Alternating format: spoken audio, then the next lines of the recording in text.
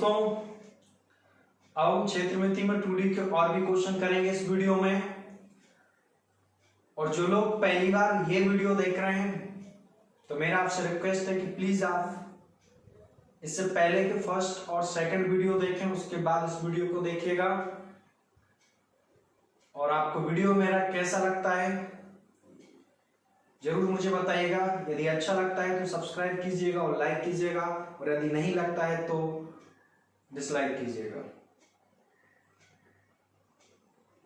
तो बढ़ते हैं हम क्वेश्चन की तरफ। देखिए दोस्तों, हमारे सामने अगला क्वेश्चन ये रहा, देखिएगा। फिर से हम इस क्वेश्चन को समझते हैं और देखते हैं किसमें दिया गया है।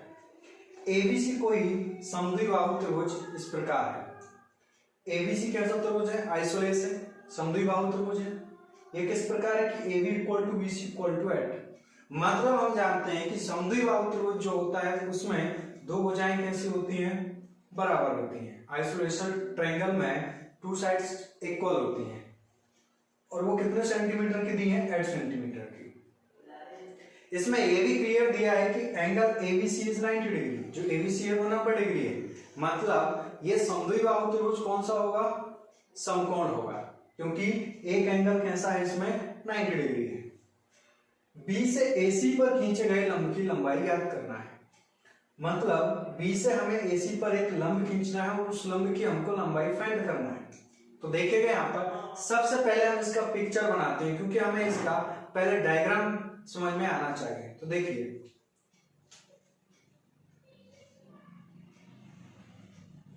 B यहां पर लिखना होगा हमें, क्योंकि B कैसा है? 90 डिग्री है। और ये AB एक भुजा होगी और BC एक भुजा है। ये दोनों भुजाएं आपस में कैसी हैं? बराबर है। ये 8 है तो AB कितनी है? 8। ये इतना भी दिया है। और पूछा क्या है क्वेश्चन में कि B से AC पर खींचे गए लंब की लंबाई।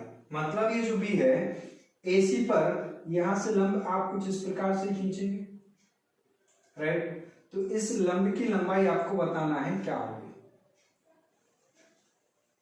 सबसे पहले मैं आपको बताना चाहूंगा कि ये दोनों भुजाएं बराबर हैं, तो यहां से जो लंब है, ये लंब कितने डिग्री का कोण बनाएगा? यहां पर 90 डिग्री का। हम इसको नाम दे देते हैं D। मीन्स हमें ज्ञात क्या करना है? BD। What we have to find? BD। तो यहां पर ये गिवन है और ये पूछा है, तो हम कैसे निकालेंगे देखते हैं। यहां पर सबसे पहले हम AC निकालते हैं। देखिए AB और BC दिया है, तो क्या हम AC निकाल सकते हैं? बिल्कुल। किससे? पाइथागोरस थ्योरम से। क्यों? क्योंकि ये कैसा एंगल है? समकोण। तो त्रिभुज ABC जो है वो कैसा है?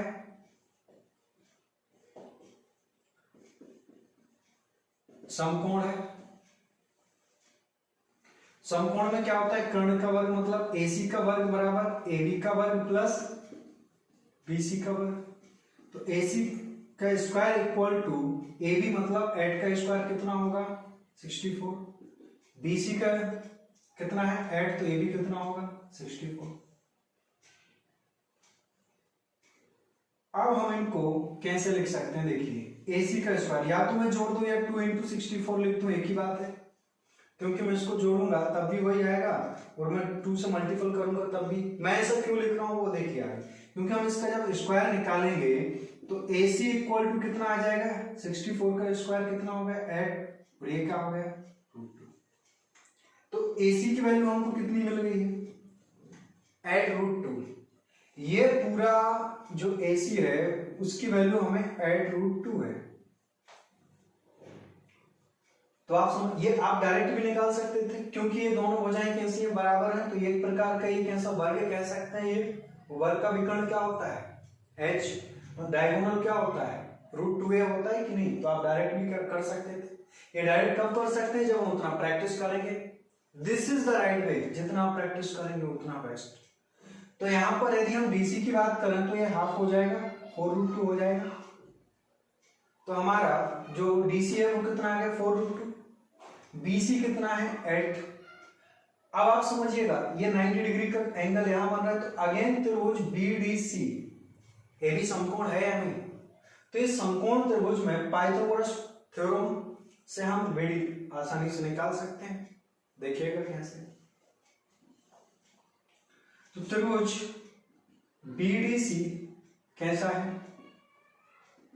समकोण त्रिभुज है। तो इसमें अब हाइपोटेनियस कर्ण क्या होगा? BC होगा, क्योंकि एंगल के सामने की जो भुजा होती है, साइड होती है, वह क्या कहलाता है? कर्ण कहलाता है। तो यहां BC का वर्ग बराबर BD का वर्ग प्लस CD का वर्ग। BC का वर्ग मतलब 8 का स्क्वायर कितना? फिर से 64 इक्वल टू BD हमें ज्ञात करना है, CD 4√2 है। तो 4√2 का स्क्वायर कितना हो जाएगा? 4 का 16 और √2 का 2, तो कितना आ गया? 32। 32 इस तरफ आएगा तो माइनस का हो जाएगा, 64 में से 32 जाएगा, तो बताइए BD स्क्वायर इक्वल टू कितना बचेगा? इतना ही बचेगा। यहां से अब हम BD निकालते हैं अंडर रूट, तो ये कितना हो जाएगा? 4√2 बचेगा। यही तो आपसे पूछा था, ये आपका आंसर है। मुझे लगता है समझ में आया होगा। अब हम देखते हैं इसको कि आप डायरेक्ट भी इसका आंसर बता सकते थे। कैसे बता सकते थे? उसके लिए एक जब हम ज्योमेट्री पढ़ेंगे तब आप समझाऊंगा, थोड़ा यहां समझा देता हूं कैसे। देखिए, यदि 90 डिग्री जो एंगल है, इससे सामने वाली भुजा पे हम लंब डालते हैं और सामने वाली भुजा यदि बराबर भाग में डिवाइड होती है, यदि ये दोनों भुजाएं कैसी हों? बराबर। ये 4√2 है तो ये भी 4√2 होगी। यदि ये एंगल 90 डिग्री हो और ये भुजाएं बराबर हो, तो ये जो लंब होगा उसकी लेंथ भी कितनी होगी? इतनी ही होगी। ये हम कह सकते हैं इसका हाफ होगा। बराबर यहां तक? तो ये हम समझेंगे जब हम ज्योमेट्री पढ़ेंगे तब। क्लियर यहां तक? तो साथ ही बढ़ते हैं अगले क्वेश्चन की। ऊंचाई AD 3 सेंटीमीटर और AB इक्वल टू AC, भुजा वाले समद्विबाहु त्रिभुज ABC का क्षेत्रफल 12 सेंटीमीटर स्क्वायर है। तो परिमाप हमको ज्ञात करना है। ये जो त्रिभुज है वो कैसा त्रिभुज है? समद्विबाहु त्रिभुज है। और आप जानते हैं समद्विबाहु त्रिभुज जो आइसोसेलेस ट्रायंगल होता है उसकी क्या विशेषता होती है कि इसकी जो दो साइड्स है वो कैसी होती है? बराबर। मतलब ABC, AB इक्वल टू क्या आ गया? AC। बराबर है। इसमें AD मतलब A से D, ये 3 सेंटीमीटर है। इसकी जो ऊंचाई दी है वो कितनी है? 3 सेंटीमीटर। तो इसका आपको परिमाप ज्ञात करना है। मैं पूछना चाहता हूं, पहले हम परिमाप पे आते हैं। इस परिमाप का फॉर्मूला हम समझ चुके हैं, क्या होता है? सिंगल तार से घेर देना।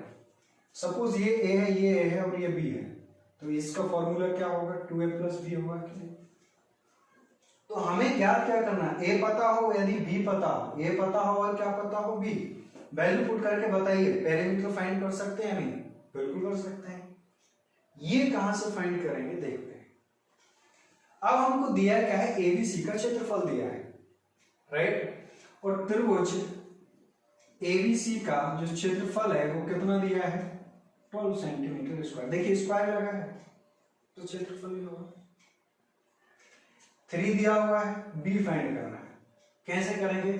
आप जानते हैं समद्विबाहु त्रिभुज के क्षेत्रफल का फॉर्मूला, या किसी भी त्रिभुज के क्षेत्रफल का एक कॉमन फॉर्मूला मैंने आपको क्या बताया था? 1/2 B × H बराबर, यही बताया था ना। तो यहां पर 1/2 B × H इक्वल टू 12, क्योंकि एरिया दिया है ना, तो हम एरिया का ही फॉर्मूला पुट करेंगे। 1/2 B तो हमें फाइंड करना है और H हमें गिवन है कितना? 3, बराबर कितना आ गया? 12। यदि हम B निकालेंगे तो 12, ये 2 कहां आ जाएगा? ऊपर, और 3 कहां जाएगा? नीचे। कितने टाइम कटेगा? तो B बराबर कितना आ गया? 8। साथियों आप समझ पा रहे होंगे कि B से C की जो दूरी है वो कितनी निकाल के B तो आपको मिल गया, मतलब यहां से यहां तक की दूरी कितनी है आपकी? 8 सेंटीमीटर। अब देखिए यहां पर AD 3 है और BC 8 है, तो मैं आपसे पूछना चाहता हूं कि जो डीसी होगा वो कितना होगा, हाफ होगा कि नहीं, डीसी कितना होगा, हाफ होगा कि नहीं, 4 सेंटीमीटर। ये 3 है, ये 4 है। मैंने अभी आपको एक टेबल बनाया था, यदि आपने वो टेबल याद किया हो तो बहुत अच्छी बात है, आप आसानी से आंसर निकाल सकते हैं, क्योंकि आप देखिएगा यहाँ पर ये लंब है और ये 3 है, ये 4 है, तो डेफिनेटली ये कितना होगा, 5 होगा कि नहीं, क्योंकि ये 90 डिग्री का कोण है। तो पाइथागोरस थ्योरम क्या कहती है, कर्ण का वर्ग बराबर लंब का वर्ग प्लस आधार का वर्ग, ये 5 होगा। तो ए भी मिल गया हमको 5। जिनको समझ में नहीं आ रहा कि सर ये कहां से है, उनको बता देता हूं। देखिए समझते हैं यहाँ पर कि त्रिभुज जो एडीसी कैसा है, समकोण त्रिभुज है, और समकोण त्रिभुज में कर्ण का वर्ग बराबर लंब का वर्ग प्लस आधार, लंब एडी है, आधार क्या है, डीसी है। एसी का स्क्वायर हमें ज्ञात करना है, एडी 3 दिया है, 3 का स्क्वायर 9, डीसी 4 दिया है, 4 का कितना 16। यदि हम इसको जोड़ देंगे तो ये कितना हो जाएगा 25, और इसका अंडर रूट निकालेंगे तो एसी कितना आ गया 5। मुझे लगता है समझ में आया होगा। तो ए की वैल्यू भी मिल गई, बी की मिल गई, बस यहाँ पुट करना है। ये 5 है, ये 8 है, तो देखिए 5 2 से 10 और 8 कितना हो गया 18। यही आपसे पूछा था, ये आपका आंसर। क्लियर यहाँ तक। तो यदि आपको वो टेबल याद है तो आप यहीं पे, ये करने की जरूरत नहीं थी, आप डायरेक्ट बता सकते थे कि 3 है 4 है तो ये कितना होगा 5, तो आप तुरंत आंसर बता सकते कि सर इसका आंसर क्या है 30। आई होप समझ में आया होगा। चलिए बढ़ते हैं अगले क्वेश्चन की तरफ। त्रिभुज एबीसी की भुजाओं के मध्य बिंदुओं को मिलाने पर निर्मित त्रिभुज डीईएफ है। मतलब क्या है कि कोई त्रिभुज एबीसी है जिसके साइड के मिड पॉइंटों को मिलाने पर एक नया त्रिभुज, एक त्रिभुज अंदर उसके बनता है, जिसका नाम क्या दिया है डीईएफ। इसी प्रकार अब ये जो त्रिभुज बना है डीईएफ, इस त्रिभुज की भुजाओं के मिड पॉइंटों को मिलाने पर एक और त्रिभुज बनता है जिसका नाम दिया है पीक्यूआर। और त्रिभुज पीक्यूआर की भुजाओं की लंबाई यहां पर दी हुई है, कितनी दी है 4 3 और 6 सेंटीमीटर। तो हमें ज्ञात क्या करना है कि त्रिभुज एबीसी का परिमाप क्या है। हमें ज्ञात क्या करना है, पैरामीटर, परिमाप किसका, एबीसी का। देखिए यदि त्रिभुज पीक्यूआर का परिमाप पूछा होता तो आप आसानी से बता सकते थे, क्योंकि तीनों भुजाओं की लेंथ तो दिया है, तो हम तीनों को क्या कर देंगे, प्लस कर देते, 4 3 और 6 को आसानी से। 6 3 9 और 4 कितना हो गया 13, आंसर आ गया था। लेकिन हमसे इसका नहीं पूछा, किसका पूछा है, एबीसी का। तो समझते हैं पहले इसके डायग्राम तो समझ लेगा, राइट।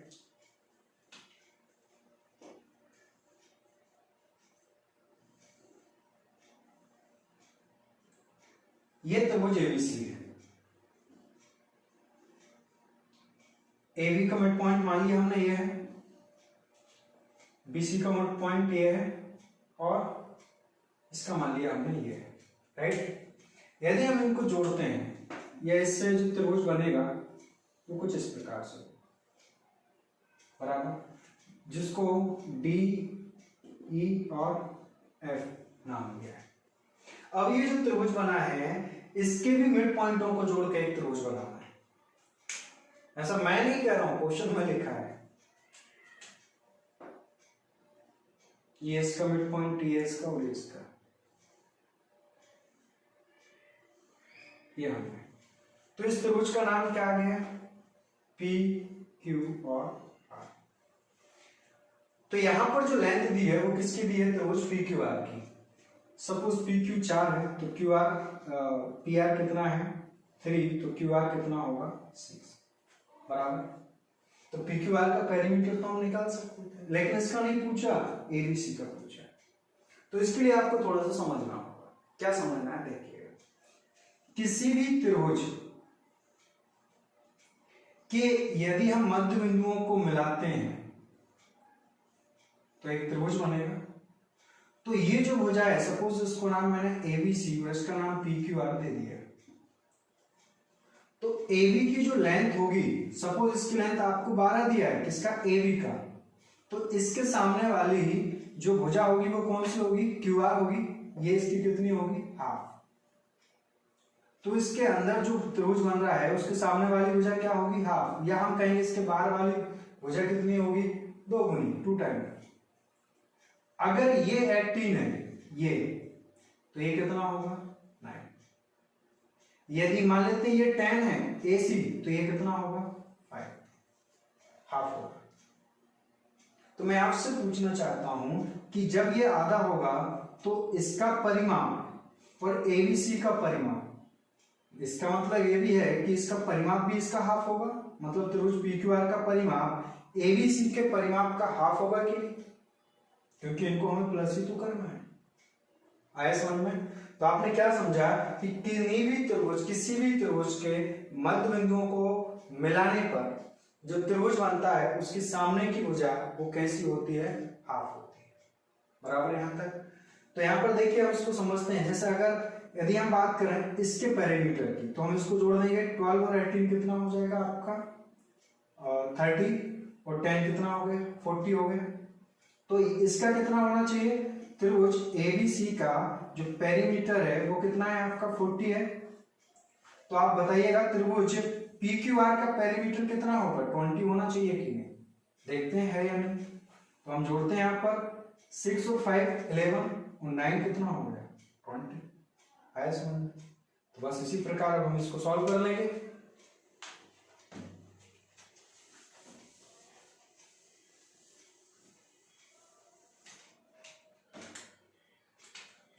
तो त्रिभुज PQR का परिमाप पैरामीटर निकाल सकते हैं ना आप, कितना आएगा, 3 + 4 + 6 मीन्स कितना हो गया आपका, 13। तो त्रिभुज DEF का परिमाप कितना होगा, ये बाहर है ना इसके, तो इसका 2 गुना होगा, मतलब 13 × 2 26। यदि हम बात करें अब त्रिभुज ABC की, क्योंकि पूछा तो हमसे ABC का है, तो ABC का परिमाप कितना होगा, 26 का 2 गुना 52। ये आपका आंसर है। क्लियर है यहां तक, समझ में? दोस्तों अब हम इस क्वेश्चन को देखते हैं। देखिए इस क्वेश्चन, PQR एक समबाहु त्रिभुज है। PQR एक ऐसा ट्रायंगल है, इक्विलैटरल ट्रायंगल है। PL, QM और RM क्या है, इनके मध्यिकाएं हैं, जिनका प्रतिच्छेदन बिंदु क्या है, O है। यदि OP 8 सेंटीमीटर है तो त्रिभुज PQR का परिमाप क्या होगा, मतलब यहां पर OP आपको दिया हुआ है 8 सेंटीमीटर, तो त्रिभुज PQR का परिमाप बताना है। देखिए समबाहु त्रिभुज है तो आप जानते हैं समबाहु त्रिभुज की तीनों भुजाएं बराबर होती हैं। इक्विलैटरल ट्रायंगल की 3 साइड्स कैसी होती हैं, इक्वल होती हैं। तो यदि हमें साइड पता चल जाए, भुजा पता चल जाए कि भुजा कितने सेंटीमीटर की है, तो हम आसानी से बता सकते हैं। तो देखते हैं इसका डायग्राम। पहले समबाहु त्रिभुज बनाते हैं।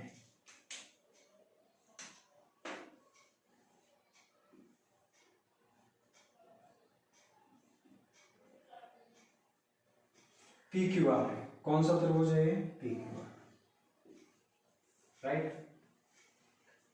PL, P से L,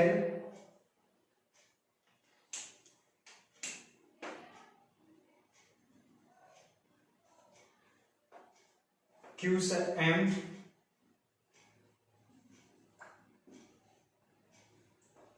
R से N, और N का जो प्रतिच्छेदन बिंदु ये, जिसका नाम क्या दिया उन्होंने, O। और यहां पर दिया हुआ है कंडीशन क्या दिया है कि जो OP है वो कितना दिया है आपको, 8 सेंटीमीटर, बराबर। यहां पर तो हमें परिमाप फाइंड करना है। यदि हमको ये पता चल जाता है कि इसकी लेंथ हम जानते हैं कितनी है, A है, यदि हमें पता चलता है कि भुजा की लंबाई कितनी है, तो हम कह सकते हैं कि इसका परिमाप क्या होगा आसानी से। तो देखिए इसी को लेकर OP आपको दिया है, कितना दिया है, 8 सेंटीमीटर।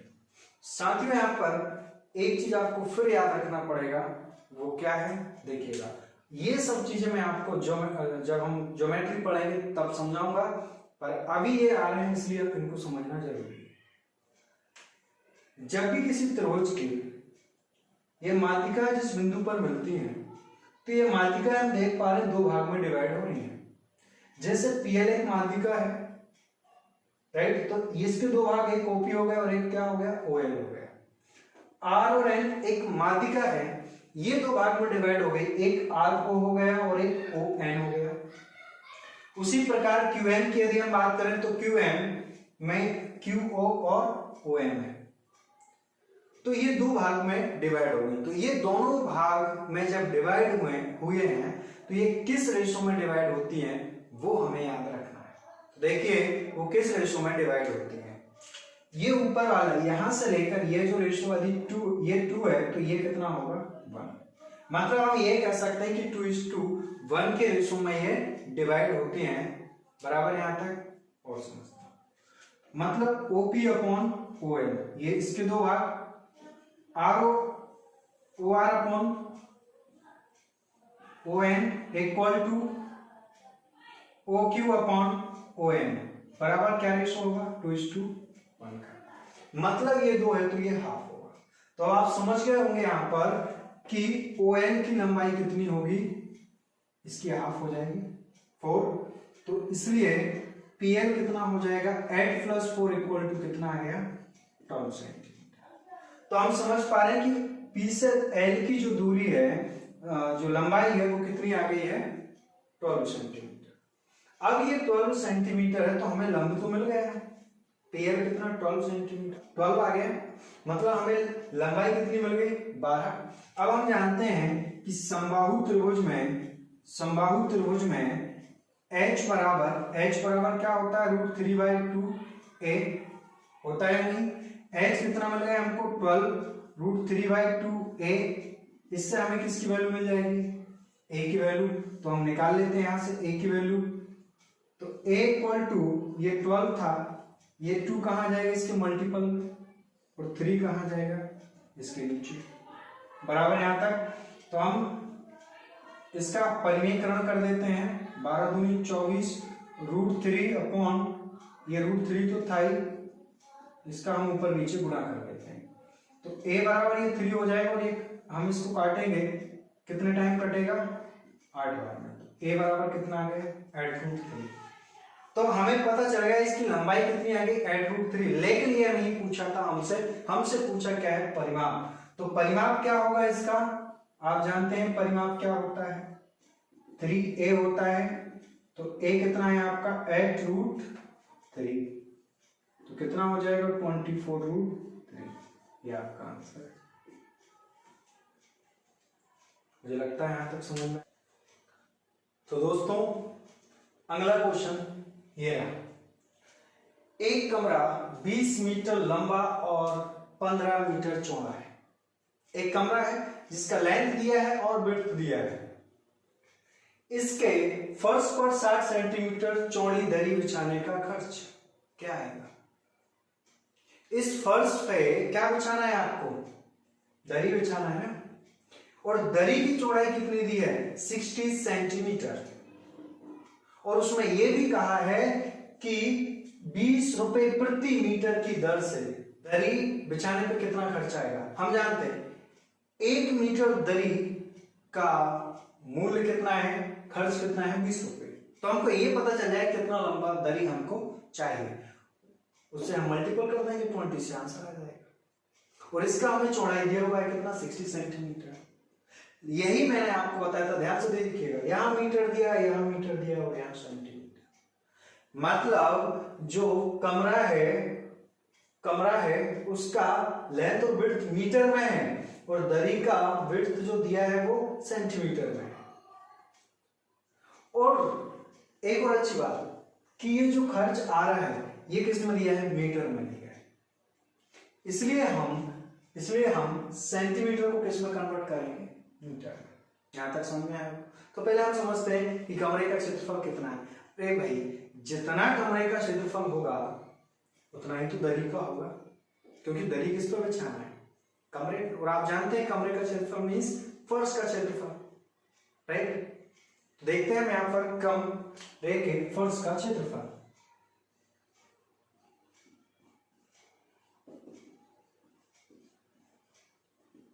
अब ये फर्श देखिए कमरे का दिया है, इसलिए हम इसको क्या मानते हैं, आयताकार होगा।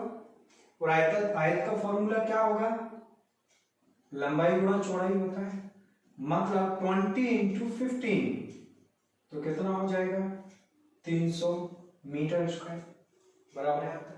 अब हमको दरी बिछाना है, तो दरी का क्षेत्रफल भी इसके बराबर होगा कि नहीं, क्योंकि दरी तो आपको पूरे फर्श पर बिछाना है ना। तो यहां पर हम निकालेंगे दरी का क्षेत्रफल किसके बराबर होगा, कमरे के क्षेत्रफल के बराबर, जो कि कितना है 300 मीटर स्क्वायर है। और दरी का क्षेत्रफल भी वही होगा, लंबाई गुणा चौड़ाई, क्या होगा L into B 300 meter square. और यहां पर हमको b दिया हुआ है, चौड़ाई कितना 6 है, लेकिन सेंटीमीटर में तो मीटर में कन्वर्ट करने के लिए क्या करेंगे आप 100 से भाग लगा देंगे, बराबर 300। ये जीरो कैंसिल कर देते हैं, तो L बराबर यदि हम यहां से निकालते हैं तो 300, 10 ऊपर आ जाएगा, 6 कहां जाएगा नीचे, 6 5 जा 30। तो L लंबाई आपकी कितनी आ गई 500 मीटर, लंबाई कितनी आ गई इसको इसकी 500 मीटर बराबर यहां तक। तो दरी का खर्चा कितना है 20 रुपए प्रति मीटर, कितनी लंबी चाहिए 500 मीटर, तो बस खर्च निकाल लेते हैं। एक का 20 है तो 500 का कितना होगा 20 गुणा 500 10,000 बराबर यहां तक। मुझे लगता है ये समझ में आया। साथियों फिर हमारे सामने एक क्वेश्चन है, देखते हैं हम इसको। एक आयताकार प्लॉट की लंबाई और चौड़ाई का अनुपात दिया है हमको, लंबाई और चौड़ाई का क्या दिया है अनुपात दिया है, रेशो दिया है, किसका लेंथ और विड्थ का, राइट, किसके एक प्लॉट जो कि किस शेप में है रेक्टेंगल फॉर्म में है। यदि चौड़ाई लंबाई से 60 मीटर कम है, जो विड्थ है वो लेंथ से कम है, कितनी कम है 60 मीटर, तो प्लॉट का परिमाप बताना है। अरे आप जानते हैं प्लॉट किस प्रकार का है, रेक्टेंगल फॉर्म में है ना, तो हम जानते हैं कि प्लॉट का यदि परिमाप निकालना है तो हमें क्या निकालना है L और B निकालना है ना, L और B निकाल के हम 2L प्लस B कर देंगे, आंसर आ जाएगा। तो देखते हैं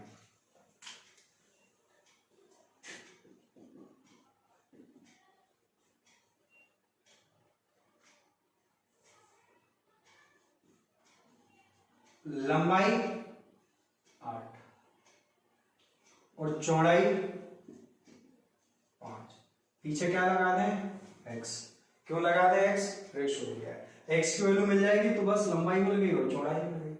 वो कह रहे हैं कि जो चौड़ाई है वो लंबाई से 60 कम है, चौड़ाई लंबाई से 60 कम है, इसका मतलब क्या है कि लंबाई चौड़ाई से 60 अधिक है, या दोनों के बीच में कितने का अंतर है 60 का।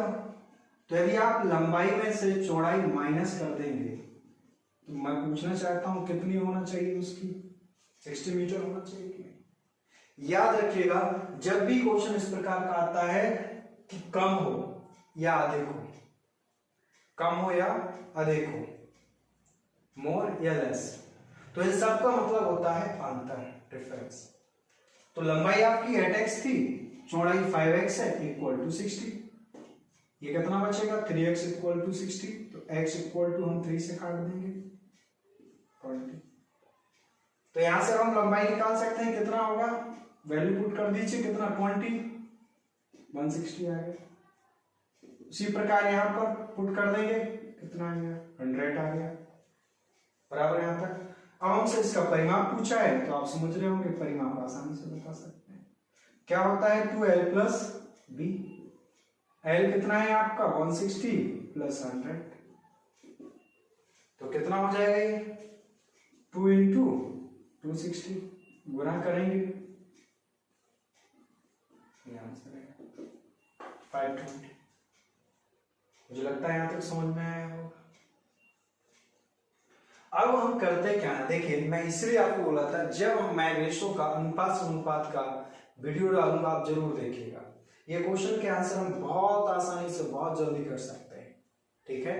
देखिए फिर भी यहां बताता हूं क्योंकि एक्स की जरूरत नहीं पड़ेगी, मैं इसलिए बताता हूं उन लोगों के लिए जो अभी बिल्कुल शुरुआत कर रहे हैं, जिनका बिल्कुल बेस मजबूत नहीं है, उनके लिए। देखिए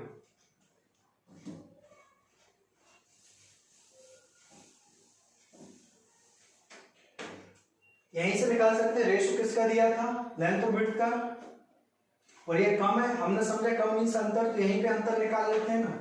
8.5 दिया है, इनका अंतर कितना आएगा, 3 आएगा, और ये कितना आ गया 60, तो 1 इक्वल टू क्या 3 से डिवाइड कर देंगे 20। यदि 1 इक्वल टू 20 तो 8 इक्वल टू कितना 160, तो 5 इक्वल टू कितना 100। हमें निकालना क्या, पेरीमीटर है ना, तो ये हमारी लेंथ और विड्थ आ चुकी है। अब हम इन दोनों को प्लस करेंगे तो कितना आएगा, l प्लस बी कितना आएगा 260, मल्टीपल 2 से कर देते हैं, मल्टीपल 2 से करेंगे 520। क्लियर है, मुझे लगता है समझ में आया। बढ़ते हैं, देखिए हम धीरे धीरे करके सारे क्वेश्चन को कवर करेंगे, राइट। हम एकदम छोटे लेवल से शुरू हो रहे हैं और हम एक अच्छे लेवल के क्वेश्चन भी करेंगे। साथियों मैं पूछना चाहता हूं, डिफिकल्ट या हम कहते हैं कि जो क्वेश्चन का लेवल टफ है, ऐसा क्यों कहते हैं, किसको हम टफ कहते हैं, ये टफ है। टफ हम इसलिए कहते हैं क्योंकि हमसे नहीं बनते, जिससे बन जाते हैं उसके लिए सिंपल है, यही हुआ ना। तो टफ कुछ भी नहीं है, सब सिंपल है।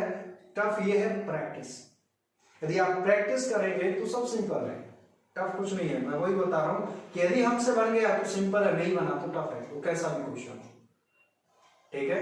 तो टफ कुछ भी नहीं है, हम ऐसे कर करके बहुत क्वेश्चन करने वाले हैं, अलग अलग प्रकार के क्वेश्चन करने वाले हैं। बस आप मेरे साथ जुड़े रहिएगा और जितने भी वीडियो मैं अपलोड करता हूं देखते रहिएगा। तो प्लीज मुझे कमेंट बॉक्स में जरूर बताएं कि आपको मेरा वीडियो कैसा लगा और क्या इंप्रूवमेंट चाहते हैं। देखते हैं हम अगला क्वेश्चन। किसी आयताकार क्षेत्र की चौड़ाई और लंबाई का अनुपात 2:3 है। ये किसका रेशो है, विड्थ और लेंथ का, किसका, रेक्टेंगल फॉर्म का एरिया है इसके। उसमें घास लगाने का खर्च 25 पैसा पर मीटर स्क्वायर की दर से 216 रुपये आता है। तो आयत की लंबाई और चौड़ाई ज्ञात करना है। इसके पहले जो हमने क्वेश्चन किया था इस प्रकार का, जिसमें हमें क्या फाइंड आउट करना था, खर्चा कितना आएगा दरी का, लेकिन दरी का खर्चा कितना आएगा ध्यान दीजिएगा, इसलिए मैं छोटी छोटी बातों से अवेयर कराता हूं कि वहां जो दिया था वहां स्क्वायर नहीं लगा होगा, जो यूनिट दी है, और यहां जो यूनिट दी है उसमें देखिए स्क्वायर लगा है। इसका मतलब क्या है, वो किसकी बात कर रहा है, क्षेत्रफल की, कि जितने भी क्षेत्र में घास लगाई है उसका खर्चा कितना है 216 रुपए बराबर। तो कुछ क्षेत्र होगा ना, मान लेते हैं 1 स्क्वायर मीटर पे कुछ रुपए है, तो जितना भी क्षेत्र होगा उससे मल्टीपल किया होगा, किसका 25 पैसे का, तो कितना रुपया आया होगा 216 रुपया आया होगा। यही है ना, मतलब ये आयताकार फॉर्म है। देखिए आयताकार हो या वर्गाकार हो, इस प्रकार के क्वेश्चन दोनों एक ही प्रकार से होने वाले हैं, बस फॉर्मूला वहां a स्क्वायर, यहाँ लंबाई गुणा चौड़ाई, फॉर्मूला वही है, वो मैं बता चुका हूं। यहां पर मान लेते 1 स्क्वायर फीट का पैसा 25 पैसा है, तो ये पूरा क्षेत्र कितना होगा, तो आपने किया क्या होगा, इसमें किया क्या होगा कि आयताकार क्षेत्र का क्षेत्रफल गुणा 0.25 पैसा यही होगा। तो इससे आपका क्या आएगा, कुल रुपया आया होगा, मतलब इससे निकल के क्या आया आपका बराबर कुल रुपए कितने 216 रुपये। आयताकार क्षेत्र का क्षेत्रफल कितना है, उसमें 0.25 से मल्टीपल किया होगा, इसलिए 216 रुपये है। और हम जानते हैं कि आयताकार क्षेत्र के क्षेत्रफल का फॉर्मूला क्या होता है, लंबाई गुणा चौड़ाई, L/V होता है कि नहीं, L/V इक्वल टू 216, और ये 0.25 कहां आ गया, नीचे आ गया।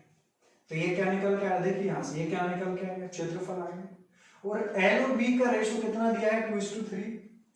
एल और बी का रेशो कितना दिया है, एल और बी का रेशो कितना दिया है आपको, 2:3 दिया है कि नहीं। यदि एल 2 है तो बी कितना है, 3। तो हम पीछे क्या लगा दें इसके, एक्स।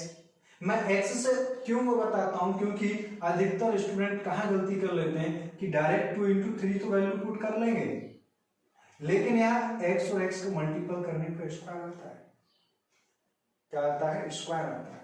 या तो फिर जो बिना एक्स के करते हैं, आजकल क्या है शॉर्ट ट्रिक बहुत चल रही है, तो वहां हम परेशान हो जाते हैं। या तो फिर वो याद रखिएगा, या फिर एक्स देखिए आप पुट करेंगे तो बड़े आसानी से सॉल्व कर सकते हैं।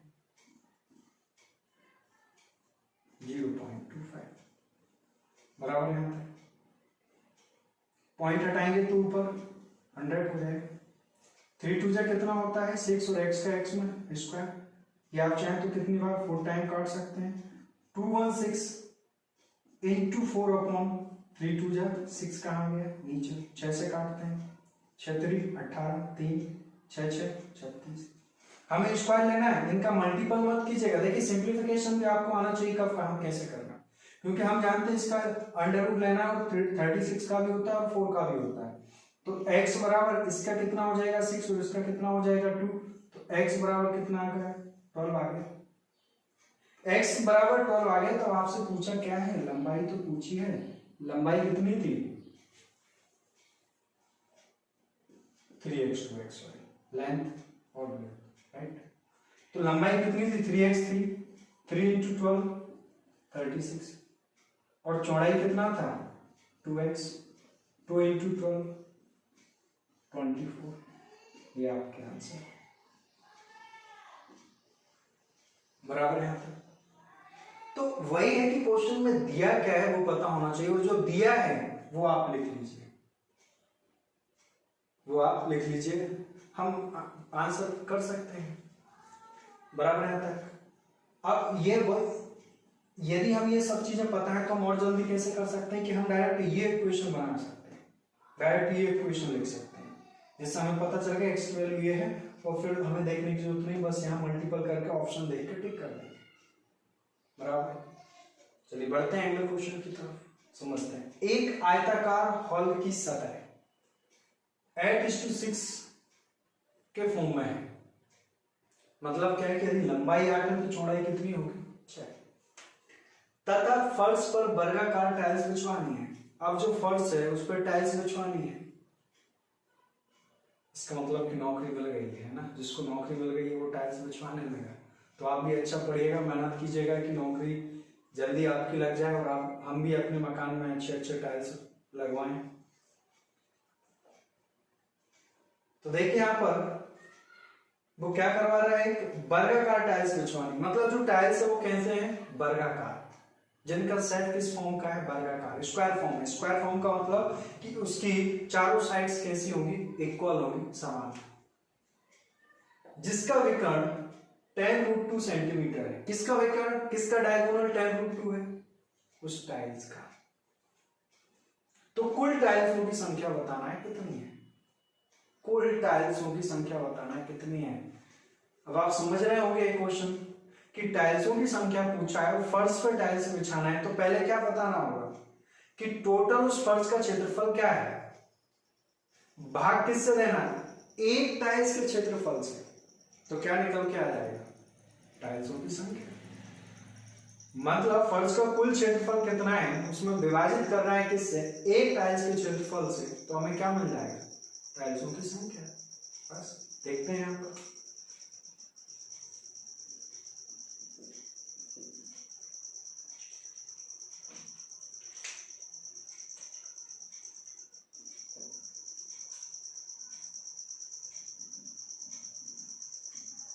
आयताकार हॉल के सतह का क्षेत्रफल।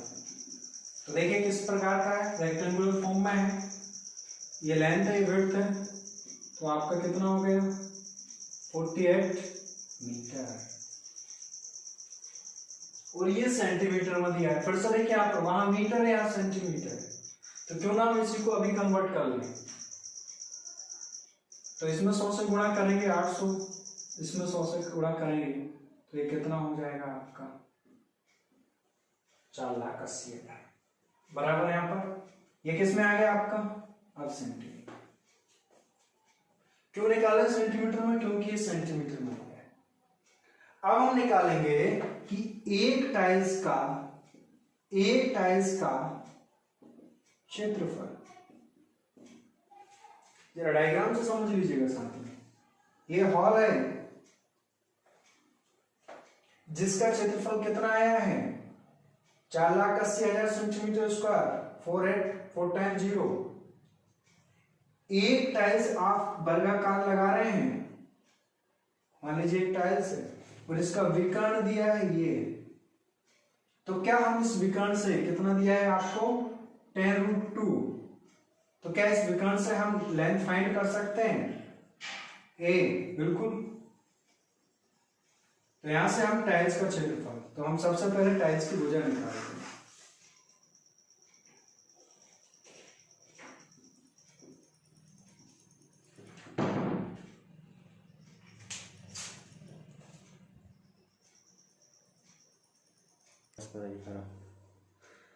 अरे यार, ठीक। तो एक टाइल्स का क्षेत्रफल निकालते हैं, जैसा हमने अभी पिक्चर में समझा था। एक टाइल्स का क्षेत्रफल निकालने के लिए, टाइल्स तो वर्गाकार है, तो हम टाइल्स का पहले क्या निकालते हैं, टाइल्स की भुजा, ठीक है। और टाइल्स वर्गाकार है, वर्ग की भुजा, और आपका डायगोनल दिया है, विकर्ण दिया है, तो d बराबर क्या होता है √2a, और d कितना दिया है आपको 10√2, तो a बराबर कितना आ गया 10। ये तो आसानी से समझने लगे होंगे आप लोग। a 10 आ गया तो आप समझिएगा कि टाइल्स का क्षेत्रफल कितना होगा 10 का स्क्वायर मतलब 100 सेंटीमीटर। बस टाइल्सों की संख्या हम निकाल लेते हैं। कुल क्षेत्रफल कितना था, यही था, अपॉन 100, 2 जीरो से 2 जीरो क्या करते हैं कैंसिल आउट, तो 4,800, ये टाइल्सों की संख्या आ गई आपकी, ये आंसर बराबर है यहां तक। तो मुझे लगता है कि यहां तक आपको समझ में आया होगा। अभी इसके और भी कई टाइप के क्वेश्चंस हमारे अभी बचे हुए हैं, उनको भी हम करेंगे 1 बाय 1। और अभी हम वर्ग या रेक्टेंगल की हम बात करें, स्क्वायर या रेक्टेंगल की बात करें, तो इसमें अभी जो क्वेश्चन बाकी है जैसे कि रास्ते का क्षेत्रफल, राइट, तो हम रास्ते के क्षेत्रफल वाले क्वेश्चंस बचे हुए हैं, परसेंट वाले क्वेश्चन बचे हैं, ऐसे काफी क्वेश्चन बचे हैं, वो हम डिस्कस करेंगे आगे। Thank you.